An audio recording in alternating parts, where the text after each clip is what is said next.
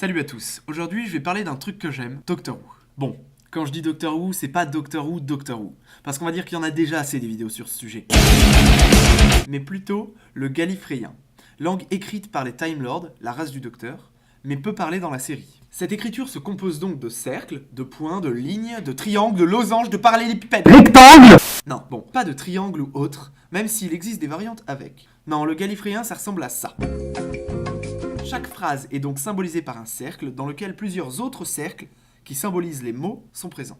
J'ai adapté certaines règles qui étaient sûrement inexistantes, mais cette écriture a été inventée par Lauren Sherman, en tout cas celle que j'utilise, qu'il a adaptée à partir de symboles de Doctor Who, donc, qui sont impossibles à traduire car n'ayant aucun sens. Et ça, c'est triste.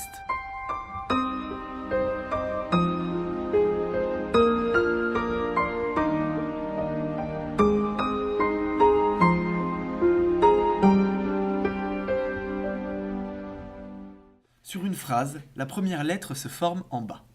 Ça se lit dans le sens contraire des aiguilles d'une montre. Donc sur l'alphabet, le B par exemple, se forme en 7/8 de cercle, touchant le cercle du mot. Contrairement au J, où le cercle complet du J sera dans le cercle du mot, sans toucher le bord. Ainsi, le B, le J, le T et TH s'écriront avec des cercles différemment formés par rapport au cercle du mot. Toutes les autres consonnes seront dérivées de celle-ci, comme le L dérivé du J, mais avec 3 points rajoutés, ou le W aussi est dérivé du J, mais avec 2 traits rajoutés comme ceci. Les points se rajoutent à l'intérieur d'un cercle, ou à l'extérieur, c'est selon. Les lignes se rajoutent aussi à l'extérieur du cercle, d'abord petites, elles grandiront à la fin de la phrase, on verra ça tout à l'heure. Les voyelles s'incorporent aux consonnes pour former des groupes de souvent 2 sons, consonnes plus voyelles. Dans ce schéma, la ligne droite symbolise la ligne du cercle du mot, et le cercle symbolise la consonne. Dans un mot, par exemple, le B et le A se formeront comme ça. Le T et le E se formeront comme ça. Pour assembler les mots, il faut les coller entre eux en cercle, dans le sens contraire aux aiguilles d'une montre, comme ceci. Ils peuvent s'orienter un peu différemment de la normale, s'il y a un T ou ses dérivés, pour que les mots s'emboîtent mieux.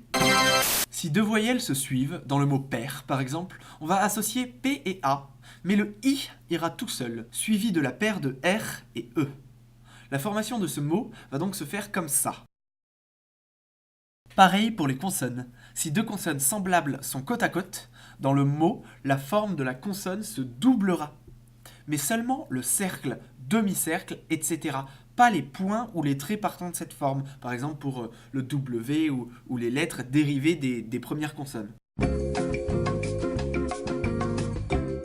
Par exemple, dans le mot consonne, les deux N se formeront comme ceci. Une phrase se différencie des mots car deux cercles la composent. Le cercle intérieur, qui forme en fait des arcs de cercle à chaque espace entre les mots, tandis que le cercle extérieur est tout à fait banal.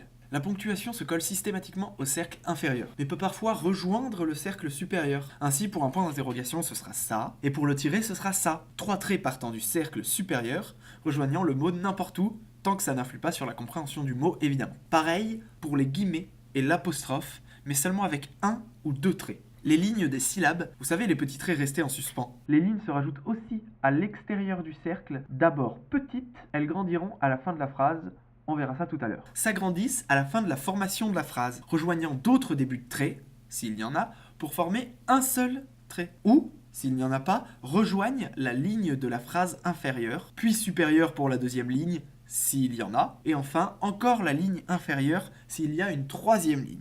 Je tiens à rappeler que c'est mon interprétation de cette écriture, où j'ai essayé de mettre le plus de règles sur certaines choses floues, pour mieux comprendre cette façon d'écrire, sans effet graphique, que chacun rajoute à sa guise.